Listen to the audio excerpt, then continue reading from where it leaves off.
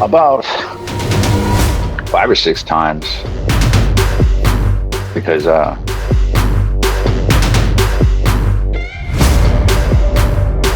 had his arm locked up. I hooked my arm and had his arm behind him with his knife, and I was just blasting him up. And that was my main focus because I was supposed to be one-on-one with him. So, brother, you end up going to federal prison for something that has to do with an informant. Informant gets messed up, gets hurt, something's going on, right? What happened? Of a bunch of us, there was about a good 20, over 20 of us at the time back in 2005, and we got into selling meth and coke and weed and all that, traveling back and forth between here and Colorado. And we did that for about a good 8 months, moving a lot of weight, 4 or 5 pounds every other week or so of ice and stuff. And it ran its course, and then it kind of, everybody got sketched out, everybody got strung out, and bad things started happening. So we all went our separate directions, and next thing you know, people started getting indicted, people started getting raided, people are disappearing. Words going around that people are turning over. I was literally one of the last ones. I was the last one sentenced in my indictment. I was the last one brought in. By the time I was sentenced, there was like 1,500 pages of discovery from pretty much everybody. Everybody did tell everybody, but like four of us, and it was pretty. It was pretty fucked up. You learn a lot about people around you and the caliber of people that you select to be around you when shit like that hits the fan. So, what happened to the informant? Did you actually put your hands on this dude allegedly? I did actually, yeah. The thing about it is, and this is how you kind of know that the federal system, they don't play fair. They're not by the book, none of that shit. If they're coming for you, they're gonna come for you. And if they don't got enough to get you, they're gonna they're gonna make enough to get you. And that's exactly what they did. This dude was literally like one of the most thorough informants that I have ever seen. He he remembered shit that I didn't even remember. Like I was going over through he had like 23 pages of one of his, you know, debriefings, and he was remembering shit in like chronological order. Like he was remember. I was like, wow. I was amazed by that. But in any event, he was a minor at the time, and he ended up turning 18 in the middle of all this. So they took him out of YCC, which is the Youth Correctional Center here, and they put him in state prison. And our state prison here in max security is supposed to be what they refer to as protective custody, right? That's where they'll keep people that they'll promise they'll keep safe. And I think that for the most part, they are able to. There's not a lot of people on that kind of time around here, I don't think. And they put him in the same unit as me. Now I'm not indicted yet, so maybe that kind of had something to do with it. But I am already in state prison on state charges for the same stuff that I'm going to be indicted for. And lo and behold, they put him in the overflow unit with me, and I'm on my way to medium, to our medium security at the time. But I had to hang out for a couple of weeks or whatever their transfer process was. I don't know. I never saw it. They put him in the same overflow unit as me, and right away the guys around me, because I was still new to prison. I was 20 years old, just turned 20. I was 19 when I was arrested. And so everybody around me was like, "Hey, man, this dude's on your case. He can't be in here with you. It's not a good look." And I was like, "Oh, okay, yeah, for sure." I was already waiting to run into some of the guys down in general population who had all the paperwork of everything that was being said and stuff. Some of them were already sentenced, and I did. I went down there and I got the full rundown, and I found out exactly. I just needed to know, did he tell or not? Because I'm gonna touch him. And they were like, ah, fuck that, just leave him alone, and he's not worth it. And I'm like, nah, man, either I'm gonna handle this, or y'all can come with me or not, but I'm gonna handle this. And there, nobody wanted any part of it. So I go up there, we lock down for the night, and I beat the shit out of him. I pulled him off his bunk, top bunk, uh, caved in one of his eye sockets, knocked out his two front teeth. It was bad. Was he trying to fight back or no? Yeah, yeah, but like I said, he was literally just kind of like a kid still. Yeah, I mean, so am I, but I mean, a couple of years between 17 and 19 and 18 and 20, there's he was basically a kid to me still, and I hurt him pretty bad. Let me ask you this, right? In federal prison, I've seen a lot of the natives, man, they go hard. And in all cars, all groups, right? Whites against whites, blacks against blacks, Mexicans against Mexicans, natives against natives. But I feel that the two cars that go the hardest against their own is probably the whites and the natives. Do you feel the same way?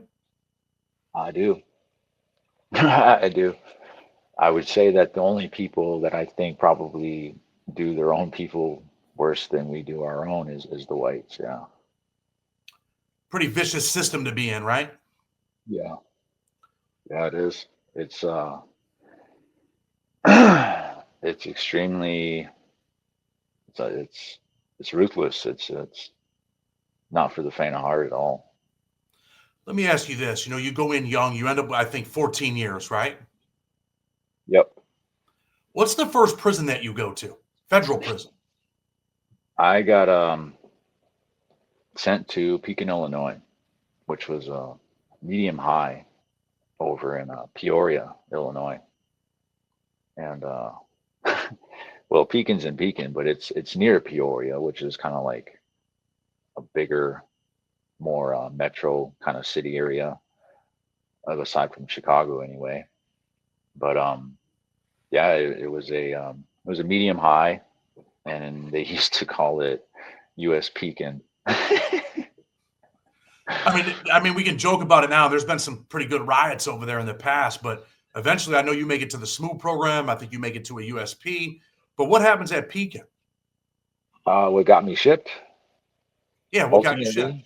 ultimately? I was there for 5 years, and for the last 2.5 that I was there, I had the yard for us for the natives. They had some really, like, they had some strenuous relationships going on in there. Like, we weren't getting along with each other. The South wasn't vibing with us.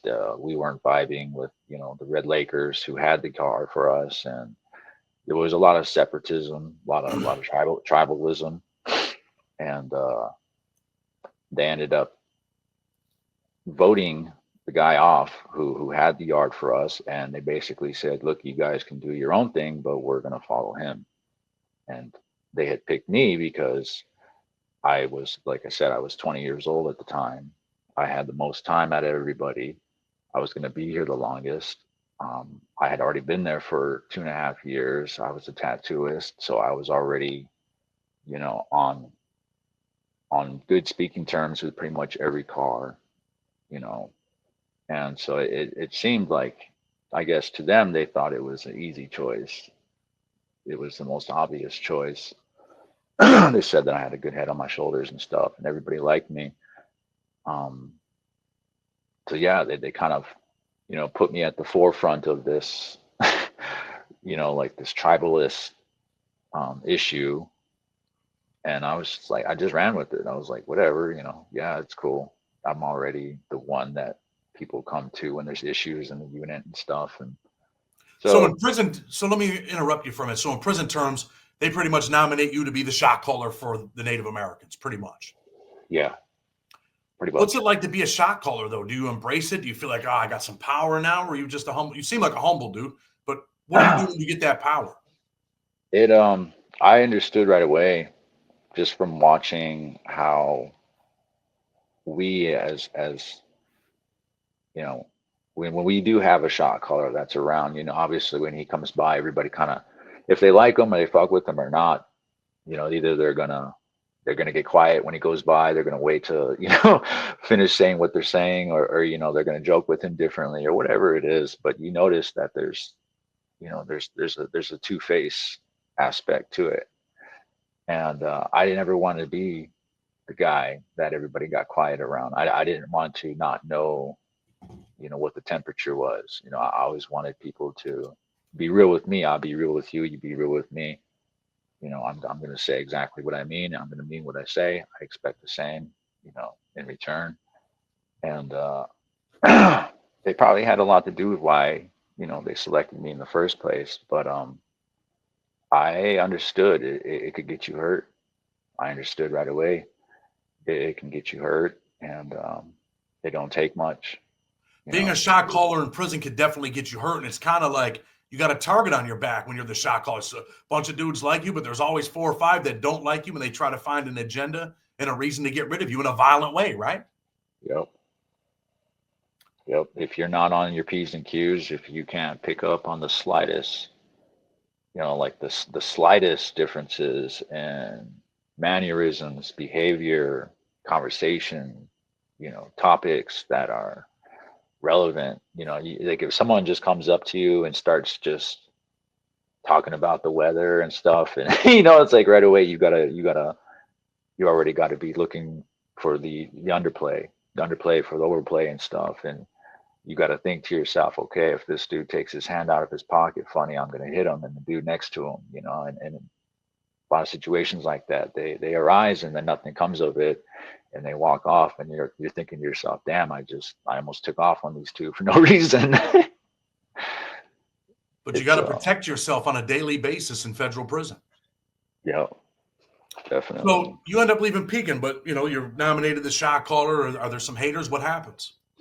Okay, so the one thing that made prison life, possible for us as a group, because as Native Americans, we're always outnumbered, no matter where we go, no matter what yard we go to. I've never been to a yard where there was more than 25, 30 of us at a time. I've never saw our numbers get more than that. And, easily any other car aside from us is going to double that, 2 to 1. If not triple, quadruple. Some of the cars on the yards, they got 300 deep. So the only way that we're able to coexist peacefully with respect is by having respect for ourselves, which means, we have to take care of our car. We got to clean it up. We got to make sure it's clean. We got to let it be known. This is how the Chiefs do business. This is how we get down. All that. And when you do that, the other races, they'll take notice, and they'll treat you with respect. And so when there's an issue, 2 natives go to the shoe, and we lose a cell, and they put some, serranos in there or whatever, you guys get the cell back because they know, they respect you. They're not going to say, nah, fucking kick rocks. Too bad. And it happens. It does happen. But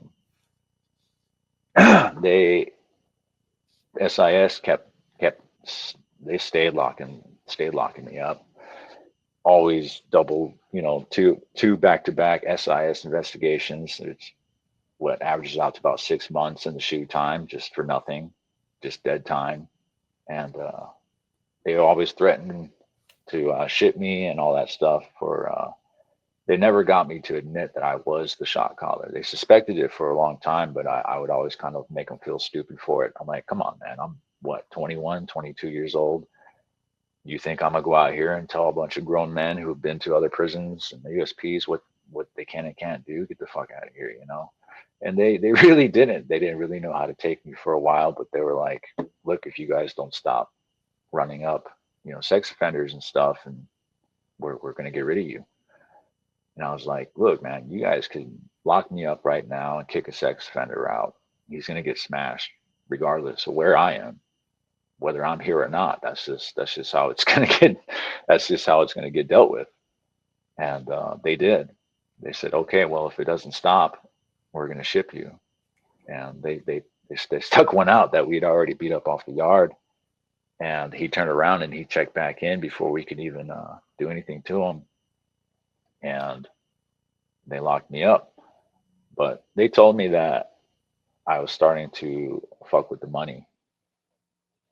They were trying to get funding, federal funding for sex offender programs, but they couldn't. Not when everyone's smashing sex offenders off the yard. So I got shipped for that. So pretty much when they're doing this stuff, they really want to get the yard calmed down, right? So they're like, look, we're gonna start getting rid of the shot callers. So people know, people are watching the show. Some people don't understand. If an SO shows up on the yard and he's a Native American, you guys are handling your business. And what you mean by sending them up, sometimes they get punched in the face, they get beat up, they get kicked. They just got to leave the yard. They got to go to protective custody and try your luck at another prison. That's what that means, right? Yeah. Yep. Can't go home, but you can't stay here. You can't go home, but you can't. I might have to steal that from you. So you end up getting transferred over that. You know, you're the shot caller, sending SOs up, man, a little violence over there. Where do you go to next? I got lucky, man. I lucked out and I ended up going to Oxford, Wisconsin, which is like, it's another medium, but it's basically a camp or a low for real. Um, I was only there for a couple of years and it went by pretty quick. I got there and just based off my experience from Pekin by now, I already know, how everything, how I know better about where to stand, when to stand there, you know, all that stuff. And Wisconsin or Oxford, they weren't checking paperwork. They were just willy nilly, whoever, however, it didn't matter. And I wasn't feeling that. And I also knew that I would eventually travel around, and I had to be able to, I had to be able to say that I was there I wasn't riding with sex offenders, basically, right? So I got there and I told them straight out the gate right away. I said, look, I'm native, but you guys obviously ain't on shit here, so I'm not gonna fuck with you. I don't represent you. You guys don't represent me. There was already in other races, there was a lot of people who already knew me from the previous joint. So they were kind of giving me, they're giving me crap. They're like, man, you're really gonna run with the Chiefs here? Like, they got SOs there and stuff. You're really gonna get down with that? And I'm like, nah, man, nah, don't lock me in with that.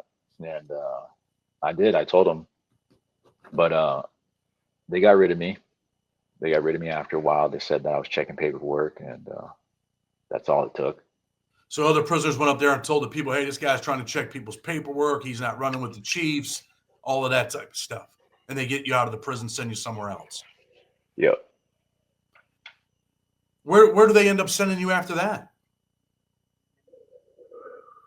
Well, I got railroaded out of Oxford, and I got sent to after hunger striking and taking on or trying to take on the SORT team for they threw me in another SIS investigation for checking paperwork, because obviously checking paperwork's not against BOP regulations or their policy. It's not at all. They can't write you a shot for checking paperwork. That's it's nothing. But it's obviously something that they don't want you doing, so they can handle you however they want to, and they do. And they gave me a disciplinary transfer. I had medium points, and I got sent to Atwater, California. To the penitentiary. Mm-hmm. What's that like to walk into a USP now? Now you went from some pretty nice spots to, well, now you're in a serious place. That was, as I have referred to in the past, that was my baptizing into USP life, pen life. And that was probably as bad and as intense as I've probably ever seen it. Like literally my first day in, um, I'm already putting boots to one of the guys on the bus with me, the only other native on the bus with me, but he had it So, coming. so as soon as you get to Atwater, you're already involved in an altercation physically. Mhm. And you said he had it coming. What was that for? um, he was a younger cat, literally 18, 19 years old. Just coming in fresh off the reservation. And what he had did was, we're sitting on the bus, we're sitting together because we're the only two natives. And you know how it is, that's just an obvious choice. You're going to sit next to this guy, whether you know him or not, because he's supposed to be one of your own. And there's familiarity in that. But we're sitting there, and he's just always been kind of a little off. He's not talkative. He's not even, like grilling me about what's it going to be like or nothing. He's just sitting there completely like just pleased with himself, just kind of smiling, look kind of off.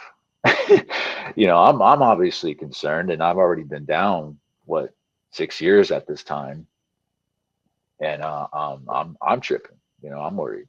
But I'm looking over at him, and he's just sitting there chilling, and I'm like, "What's up, man? What are you in for?" And he's like, kind of looked at me, looked like he didn't want to tell me for a little bit, and then he was like, I'm here for murder." I'm like, "Oh no shit." I'm like, "Okay, cool," And I said, "Would you have some beef on the street or what?" And he said, "No." And I said, "Oh, did you crash into somebody? Was it an accident or something?" And he's like, "Nah, no, I just killed somebody because I wanted to." And I'm like, oh shit. I was like, "Okay, we got a tough guy, okay." And I guess maybe he thought that maybe I was, being nosy or whatever. I kind of felt like he didn't want me asking questions and stuff, but I've already been in that, I've been in that position before, and I'm gonna question you. I'm gonna find, because I'm walking into some place, it's dangerous with you. I'm gonna need to know who you are, and I need to know whether or not I can count on you if you're fucked up or not. And he said that it was just some old man on the res, an elder.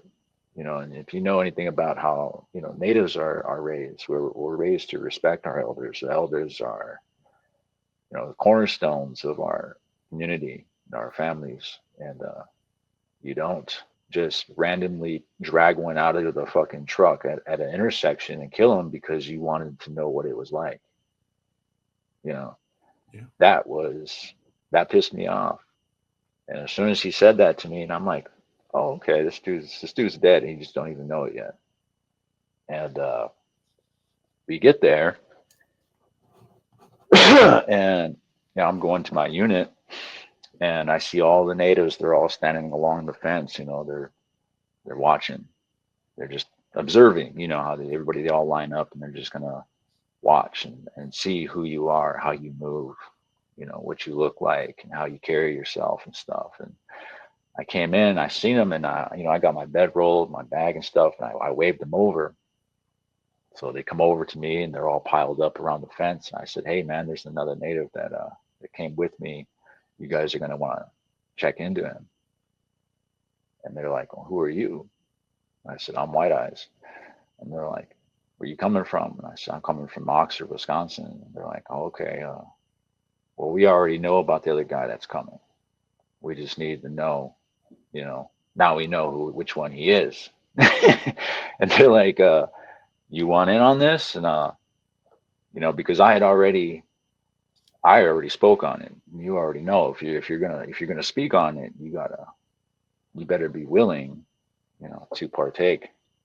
And I was, and I knew, that was kind of just coming to a USP, my first USP, especially coming from fucking Oxford, Wisconsin. I was gonna be up to bat. So you're up to bat. What happens? You guys get on the yard, you get around the other natives. What happens? Yep, they had me. They had me come right back out. I put my bedroll and everything inside, and I came right back out. And they uh, they called him out, and I don't really remember how this happened or what, because the moves, we have 10-minute moves to get around and everything, but it seemed like the compound was open for like 20 minutes on that day, because I went in, I came back out, we ended up catching him on the other side, and then they're like, hey, um, come over here. They had to come out for an hour on the yard, and he came out, and shot caller was out there. His name was Lynn, and he just got out of ADX, and he's got like 2 life sentences or something like that, and he's already been down 20 plus fucking years, and he was just super decorated, fucking, the usual kind of guy that would be in charge and stuff. He's obviously taken a life, and he will take more lives, and it's just something that you had to be aware of. And he goes up to him and he asks him, and he said, what are you here for? And he said, murder. He goes, oh yeah, who'd you kill? He's like, yeah, just some guy. He was just some guy. He's like, yeah. He's like, you sure it's not some old guy? And he's like, yeah, yeah, yeah. He was older. He didn't look. He wasn't sounding as cocky as he was on the bus right now. And they're like, why'd you kill him? And he just kind of got his head down, and he's kind of kicking rocks. And he's like, oh, I just wanted to see what it was like. And like, oh, you wanted to see what it was like. Oh, you hear that? And he's all looking around at all the guys. He's like, we got a real tough guy here. We got a real killer on our hands. How about that? See, that's how you do it. He goes, that's how you fucking do it. Like, he's like, this kid doesn't even know that, the sharks are circling. He doesn't. That's just how bad it is. Like, I could see it. This is bad for him. But he thinks that they're like gassing him up. Yeah, he's just kind of laughing and smiling, like, yeah, like he's just being bashful, like they're just teasing him about something that they thought they'd embrace him for. And they said, well, hey, have you signed up for the powwow yet? Do you want to go to the powwow? And they're gonna have a powwow here pretty soon. You're gonna have to sign up. It's in the library. And he was like, yeah, I'll sign up. And you're like, okay.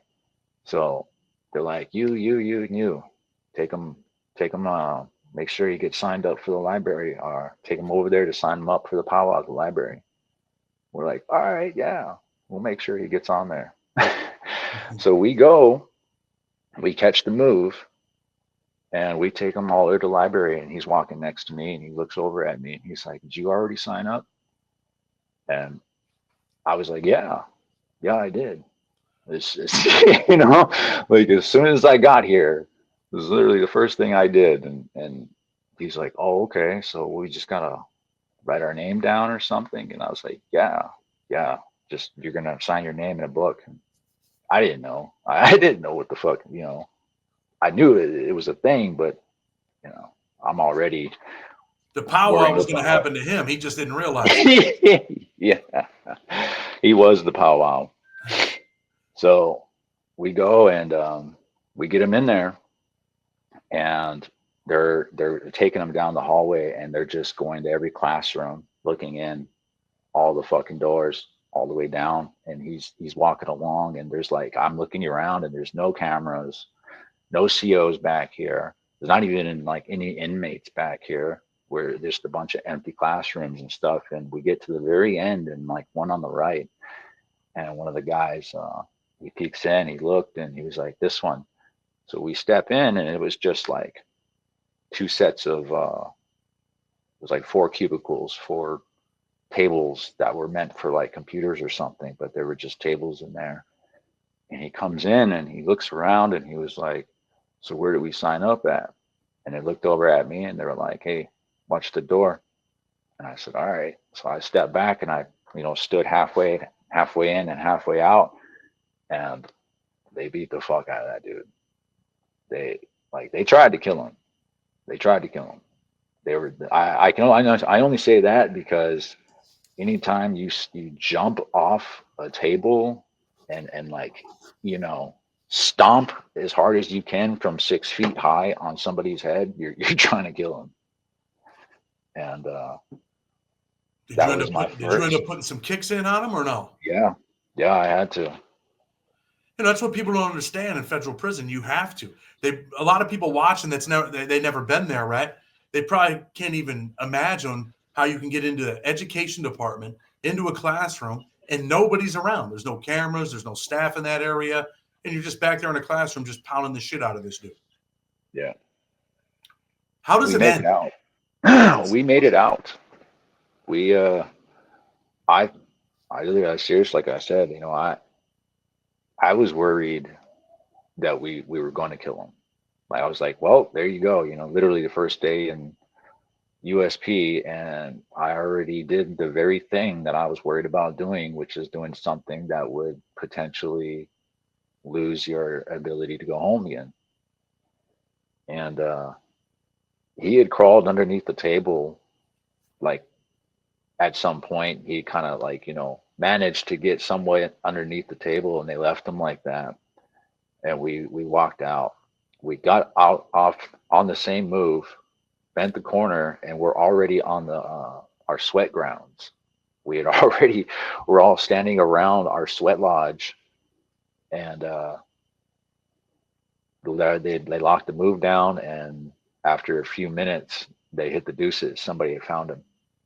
And so we're sitting at the sweat lodge with our shirts off, relaxing in the sun, and all these cops go running by, and they run into the library, and they never came out with him. So they must have went around the long way, though we never seen him again. So they probably put him on a stretcher and took him to medical. Did they ever come get any of you guys? Did they find you? No, no, that was another thing. It was like it just you would definitely know, you know, you're by yourself here. No one's going to help you if you get in trouble, or you find yourself on the wrong side.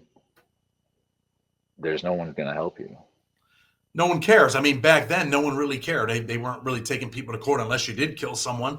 You get away. They're not really looking at shit. They don't care. The dude's gone. Yard's back open. And that was probably around the time when they were trying to not, this is something they were doing in the BOP. They were trying not to write up too many incidents so that the Yeah. places didn't look bad.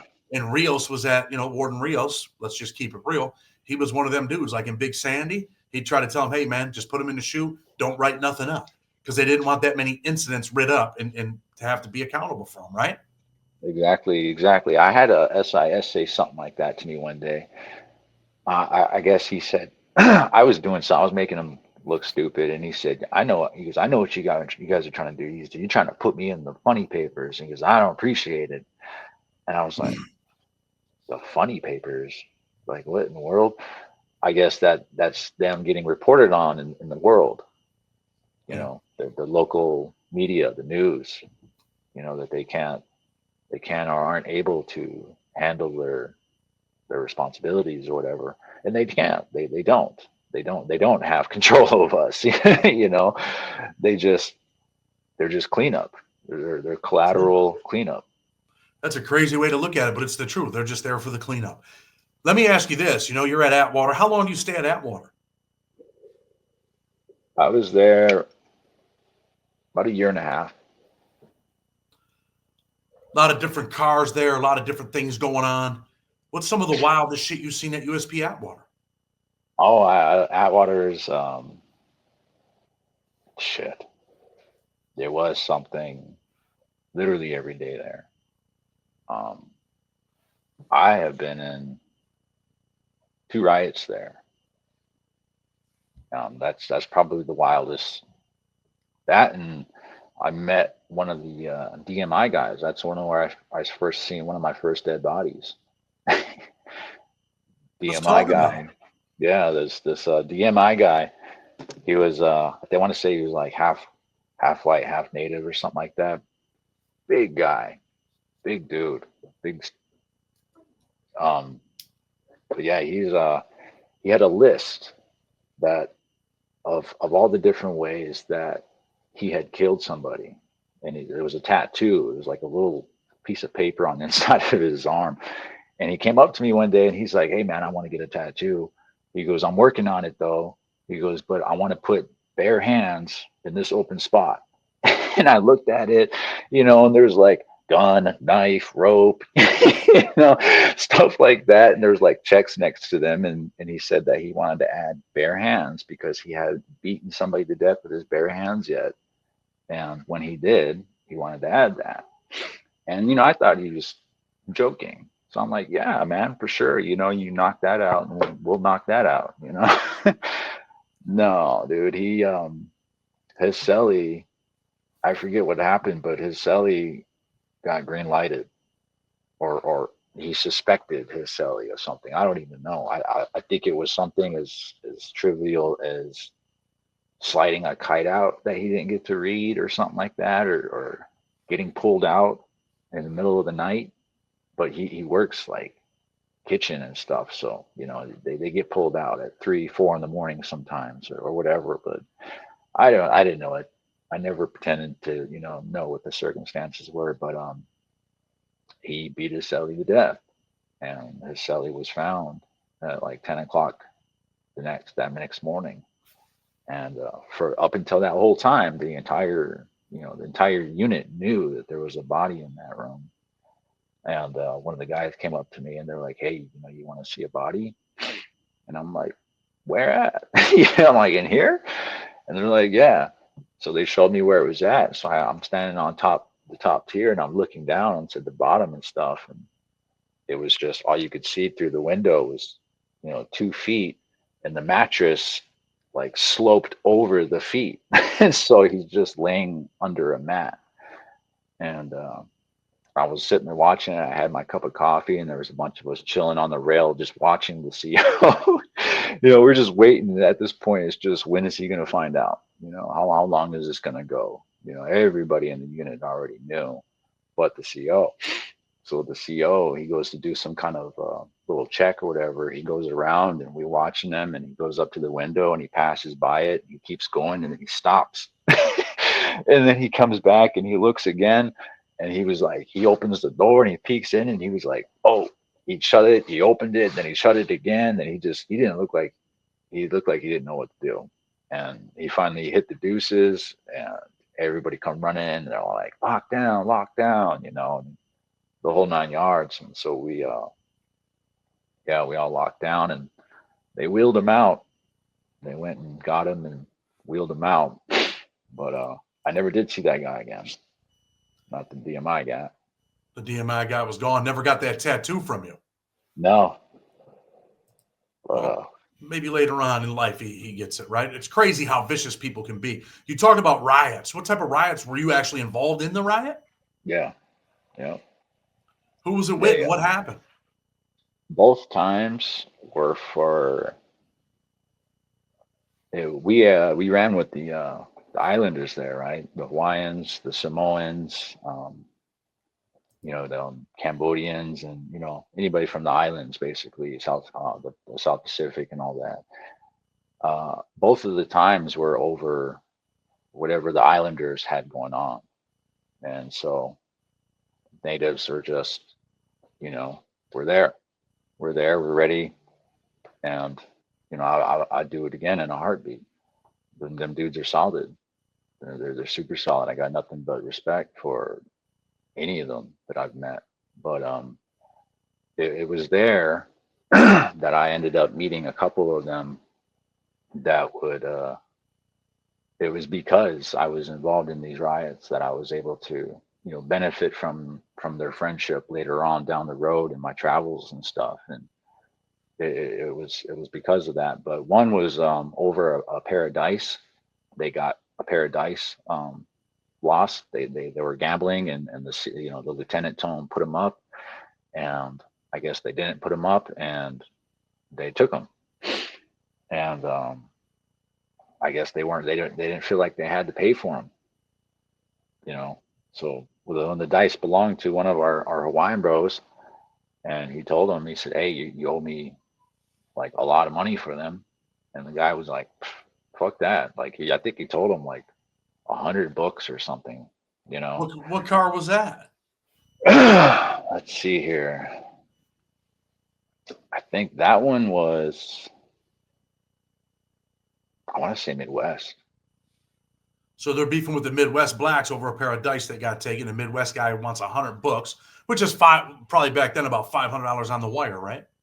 Well, yeah, yeah. No, no, the Islander wanted 100 books because they belonged to the Islanders. The Islanders had all the gambling, all the tables, everything. You know, they had like some triad member there, deep, deep pockets, Mad Bank, and they were, you know, backing all the gambling tables that they had there. So, yeah, they told them pay us or else, and they were like, we'll take or else. So what So happens? I mean, are they out there stabbing or fighting? What's going on out there? we were in the chow hall, and when it happened, and I remember just sitting there. I didn't even know what was going on. It just, you know, one of my guys and one of them started getting loud, and we all looked over, and they, the guy, my guy slapped one of the Midwest dudes right in the face, slapped him, and and so everybody stood up. We all stood up, and they immediately started fighting. And then before one of us could even, before any of us could like start to circle around, because there was only like, I don't even know, maybe 10 of them in there to like 20 or 30 of us. It was in the chow hall. So we all stand up and they start to fight, but the COs were already there. They had already, they allowed us to break up basically and walk out on our own, and we all went to our units. And then we locked down, and you know some other stuff happened, and they kept us locked down for like a month for that. And we told them everything was cool, we weren't going to do anything, you know. And we got out, and they crashed. They fucking crashed again. And that time I was in the unit, and there was only like two natives in the unit, and the rest of them were all, you know, different units and stuff. But I had Serenios in the unit with me at that time that had my back. Um, Otherwise, it would have been bad. Have you ever been assaulted in there? Stabbed, beat, hit with a lock, anything like that? I've never been stabbed, nor a lock. Um, but I have been jumped. I've definitely been jumped for being a gang member. For being a gang member. What gang, so that people know? I was Warrior Society. Definitely a dangerous group of dudes. I've been on yards with them dudes, man, and Big Sandy was one of them. Later on, Tucson, before it became an SO yard, and I've seen them dudes get busy, man. Yeah, they're definitely probably amongst natives. They're probably the most hated on. So let me ask you this: you end up leaving Atwater, right? Do you get jumped at Atwater, or is it at a prison later on down the road? That's way later on. I So you end left up Atwater for the drug program. so you leave Atwater for the drug program. Where do you go? I go to Beaumont. USP USP. Beaumont for the drug program. Yep. Man, you couldn't be a luckier guy, huh? Yeah, I do have a tendency to get lucky sometimes, quite a bit actually. Absolutely crazy. You go to Beaumont. So you get to Beaumont for the drug program. What's it like going to USP Beaumont? It was about what I expected. I had heard it was still pretty wild. It had been, you know, formerly the official Bloody Beaumont, right?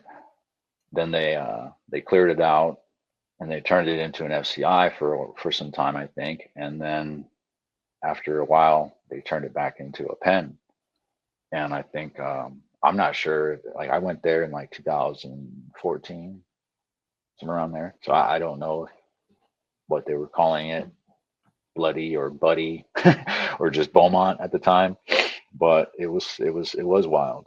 It was still wild. And when I came walking in, um, they were they were all standing at the windows, you know, pounding and stuff. But like I said, I was coming from Atwater, and I already knew that this was just, you know, it's just a ritual at this point. They're gonna do it.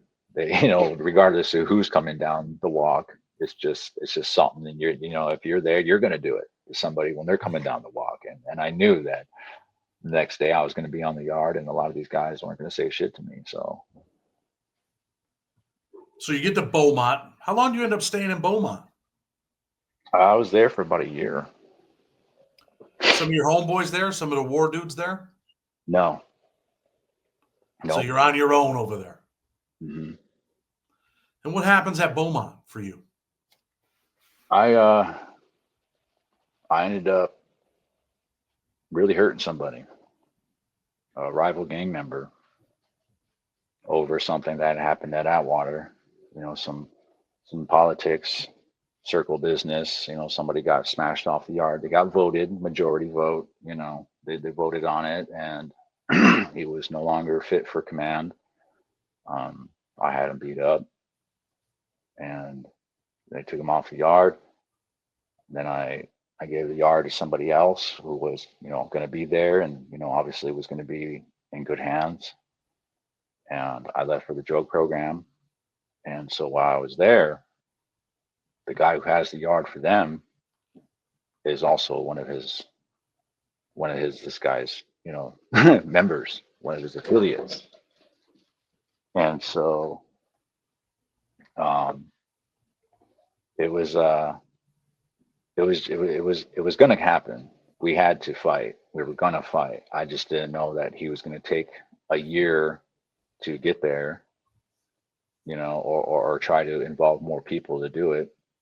He definitely tried to make it about, the group as a whole, and trying to turn the group as a whole against me, which he wasn't able to do. And it ended up only getting him smashed off the yard. It only ended up getting him voted on. And, we ended up seeing each other in the chow hall and I stabbed him up pretty bad. Did he have a knife on him? Yeah. And he didn't hit you. He wasn't able to get to you. I took it from him. You took the knife from him. Man, I'm going to say this, right? Because I want people to know this. Like, I've been on yards with War Society dudes, and I've seen them. I've seen them get into something in Arizona, man, where they were vicious, bro, and they were good with that knife, vicious. So you get into it with this cat. You take his knife from. How many times do you stab him? About 5 or 6 times, because I had his arm locked up. I hooked my arm and had his arm behind him with his knife, and I was just blasting him up, and that was my main focus, because I was supposed to be one-on-one with him. And when everybody else who came with me that were supposed to watch my back and protect me from his homeboys, who never did anything at all, they just they literally declared war on me, and they were like, oh no, fuck that, we're gonna ride out and we're gonna crash, and it's gonna be all of us against you and whoever you got, and we'll see you in the chow hall. And I'm like, all right, cool, bet, don't even trip, say less. I took 3 guys with me, that was it. I took 3 volunteers that we were supposed to be walking into at least 10 guys who were willing to jump for this guy, and not one of them moved for him. When it came down to it, when the steel was actually drawn, when we were standing there waiting for him, and they realized that we weren't just programmers, and we weren't worried about our fucking outdate, they just stood there and they watched. They left So him. you're stabbing this dude. The 3 dudes that you bring with you, are they helping you, or they just watch? They turn around because they weren't being occupied by his friends, and they just came running over there, and they started getting him. Like they just felt dumb standing there with their knives out, I guess. And so you're booking this dude, right? What's he doing when you're booking him? Is he fighting back? Is he trying to get the knife back from you? What's going on? No, he was just. I'm pretty sure it was just full blown panic at that point. Because I do remember. I think people will never know. You don't forget certain sounds during things like this. You won't forget the look in their eyes.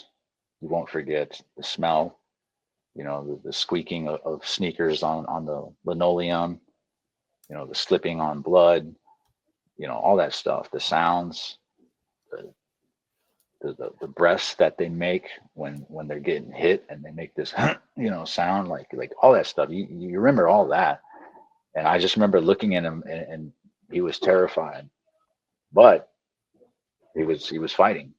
I give him that. He stayed on his feet. He managed to stay on his feet and at least just it's like he wasn't he I didn't get hit. Maybe he hit one of the other three guys, but I feel like he was just trying to stop arms from reaching him wherever he could and staying on his feet, because if you fall down in a situation like that, it's probably done for you.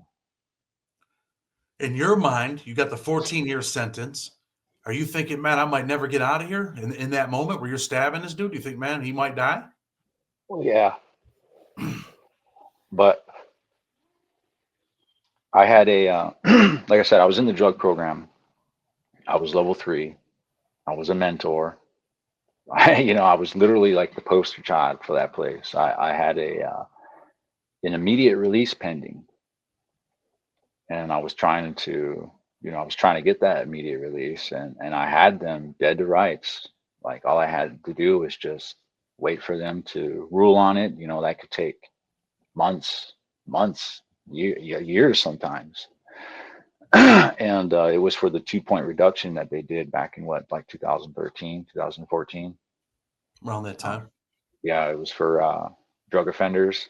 Was it for first time drug offenders or something? Mine is 2 for all. Or was it just all across? All across the board if you had a drug offense. Yeah, well, they denied me for that. Regardless, and it literally fucking felt like they waited for that to happen. Because I was in the shoe and already waiting to go to SMU in Beaumont when I got the ruling. It was like a month and a half after it happened. It was like, Jesus Christ, you guys couldn't, I've been here a whole year waiting. I could have walked out at any point in there. My life would have been drastically different. So you stab that dude. Now you're on your way. You're in the hole. You're sitting in the shoe. You're going to the SMOO program. SMU. Where? Which one? Lewisburg? Yep. So now you go to the SMOO program in Lewisburg. You're in the drug program. Not what I mean, you got a lot of time, but not a boatload. You got an out date. So now you're on your way to the SMU. What's the SMU like when you get there? It was small. The tiniest cells I've ever seen. Like your knee is literally touching the bunk if you take a shit, and they're hot, and humanely fucking hot. And that place is dangerous. It's just dangerous all around. It's dangerous from you and your cellie. There's a big ass steam pipe running up the fucking corner where you guys could hold each other against it and get first degree burns. Like then you got COs. They'll beat your ass. They'll mace you up and then waterboard you afterwards and act like they're doing you a favor. It's bad. You are literally the worst of the worst. No prison wants you. Nobody cares. No one's coming to stand up for you. You got nothing coming. You're here because nobody else wants you. And the violence in the rec cages, when you go to rec, what was the violence like in the rec cages at the SMU at Lewisburg? It was bad. And it's bad because, the worst thing you've seen while you were there. I know you've seen some bad shit there. One of the guys that came with me on my mission in Beaumont, I don't know, he just wasn't getting along with my people, and he was on the same tier as them, and he was getting put in the same rec cages as them. And I was trying to tell him, I'm like, look, dude, just be cool, be cool. You're kind of already in you're already in good graces because you helped me out. and you didn't have to, and that does count for something. But I never really did, and I couldn't really ask about it because I couldn't really, act like he was important to me, or that I'd ride out for him or whatever. These are obviously my affiliates. These are my people and stuff here, and they're like, we got to get him, or he asked for his paperwork. They asked for his paperwork, and he's got nothing to hide. He was in my unit. I was getting down with him. I was getting high with him and stuff. Like, this was a good dude. He was in the drug program with me, and he volunteered to come with me on a fucking send off mission that we might have got killed on. He was a good dude. No one's gonna do that for you. Very far and few between that will do something like that for you. But he had a problem. It was his first joint, for one. Beaumont was his first joint, so he'd only been there for like a month or two before we come to SMU, and he just was really ill prepared, very ill prepared to meet that caliber of politics. You know what I mean? And at that level, you can't mess up. So what happened with him? Did he end up getting pounded out in the rec cage? Yeah. Did they Yep. stab him, beat him? What happened? Yeah, they stabbed him up. He was facing me from across the rec cage, and I kept trying to turn around, and because I wanted him to be aware of his surroundings, but he kept trying to call me and standing on the fence, and I kept just turning my back, like, and that's all I could do. I just kind of turn my back, and he was just standing there, and he had a bandana on, and they pulled the bandana down over his eyes and grabbed the back of it like that. And that's how they had his head by like a handle. And that's how he had to try and fight. Well, they booked him in there because they didn't know what he was in there for. And when he was willing to show them, it didn't matter anymore. So they kind of, look, federal prison, people use things for excuses to demolish people because, another reason, like, I don't really like this dude, so I'm going to use this. And you know what? Fuck him. We're fucking him off. We're going to book him. Yeah, it happens, right? It's the way it's designed. It's meant for maximum bloodshed. It's meant to encourage altercations, because it's like living in the gladiator times, and because they've had to shed blood, you're going to have to too. That's pretty much the mentality there. Sad reality. Who else you see kind of get destroyed over there? White dudes, black dudes, Mexicans in the rec cages? Yeah, it seemed like it was just all the time. I've probably forgotten more than some people will ever see. Do you think that it affected you in any way, mentally, emotionally, to see that kind of violence? Definitely. It definitely did. But eventually, you get out of prison, you get out of the SMU program. Where do you go after the SMU program? Let's see here. I think I went to, I passed through Atlanta a few times, but that's the transfer center. But I almost count it as its own prison, because it's its own fucking experience. Atlanta transfer is very dangerous, but I passed through there twice on my way to Big Sandy. I think I went to Big Sandy from SMU. Yeah, I did. And you've been to all the you went from a medium to all the worst places you could be. Yeah. And You Big feel Sandy lucky that you made it out alive? Oh yeah. Definitely. That's why if people, I don't know if anybody ever really follows or looks into Chinese zodiac, right? But I ended up finding out that I'm a tiger, and not just any tiger. I'm also a fire tiger, and fire tigers are extremely lucky. And so that is a common thing throughout my entire life, really. It's just there's always been the timing of certain things have always been just enough to get me by because I've been involved. I've participated and perpetuated a lot of violence, a lot of senseless and um, undeserved violence. And I'm a very big believer in karma. You know, you get what goes around, and that was I thought for sure I would get got, you know, at some point. I see, I love you too. And I never did.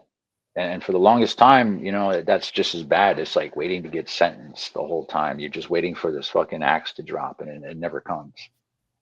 You know. So you end up. Um, I'm sorry. Go ahead. yeah, go ahead. I was already saying something. So you do a boatload of time, and you end up getting out of prison. How long you been out now?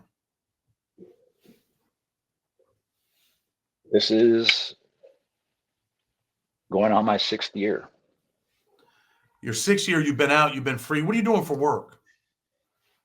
I'm a professional tattooist, and Making I good money, also living a good life. ah, it's a life, and it's a free life. It's not an easy life, but there's nothing easy in this life, right? Very seldom, my friend. Chaz White Eyes. Okay. So if anybody's wearing North Dakota, they got to come see you. Well, I'm one of many options, yeah. I'm messing with you. But yeah, I mean, look, man, you're out, you're free. I heard you turn around and say I love you to someone. Who was that? Your daughter? No, it's my girl. It was your girl. Okay, you got kids? Nope. No kids, but you got a woman that you love and care about. Yeah. What's it feel like, man, to be free and have to be able to have a woman and be able to have some companionship after being in prison all them years with no companionship, with nobody that actually gave a fuck about you? It's a lot like if you can imagine one day you're politicking on the yard, arguing about what race actually owns which cell or what table or this TV or whatever. That's just your everyday life for as long as you've known it. And then it's like all of a sudden you wander on to an entirely different movie set. You know, that's what it feels like. It feels like But I wandered on to an entirely different movie set. but it feels good to be free, right? Oh, absolutely. What's going to keep Absolutely. you out of prison? I mean, you've been out 6 years. You're doing really well. What's going to keep you free? um, what keeps me free is, for one, I don't really do anything I'm not supposed to anymore. Like, straight up, you know, I have my hands full. You know, I got a 2-floor house. I got a mortgage. I got multiple vehicles, a crotch rocket. You know, the bike I've always wanted. You know, a BMX bike that I've always wanted when I was a kid. I got 3 dogs, a cat. My in-laws living downstairs. You know, I'm in a position now where I could allow my in-laws to move in, and there's I have a lot of responsibilities now, and it's not just me like it used to be. You know, So, and so every choice that I make, every responsibility that I take on, I have to remember that if I were to get pulled out of the, you know, if I were to get pulled out of the mix, will this be able to keep going without me? And I have long since passed that point. You know, all of this is would, you so know, at the end of the day, I mean, it's responsibilities and appreciation for your freedom, right? yeah, for sure. Well, I'm glad that you're free, brother. I'm glad that you're doing, living a much better life than having to worry about whether or not you're going to live or die. Anything you want to say before we get ready to go? Yeah, yeah. It's I know that a lot of your listeners are guys like me. We I think it's a constant worry. about whether or not we'll ever have to see that life again or for the first time and stuff. And what it comes down to is it's about choice. It's about what you actually believe. It's about whether or not you believe yourself. If you're not on some bullshit, if you're out there committing crimes and you're getting high and you're doing things that you know are going to get you in trouble, then yeah, you only have to fuck up once.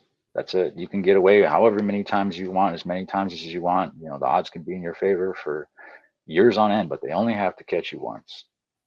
And the odds are you will fuck up enough to get caught up. And it's not worth it. There's nothing out there in this life that is worth it. And I was there. I had multiple pounds of product. I've had more money than I could stay awake to even count. You know, I've seen $1 million when I was 19. Like I've been there. It's not worth it. It's definitely not worth it. Not again. Not ever. What's waiting for you inside, you're not guaranteed to get out. You're not guaranteed to be who you were on the street in there. You know, there's people that are nobody, were crackheads on the street. They go in there and they'll become something. They'll become something fierce.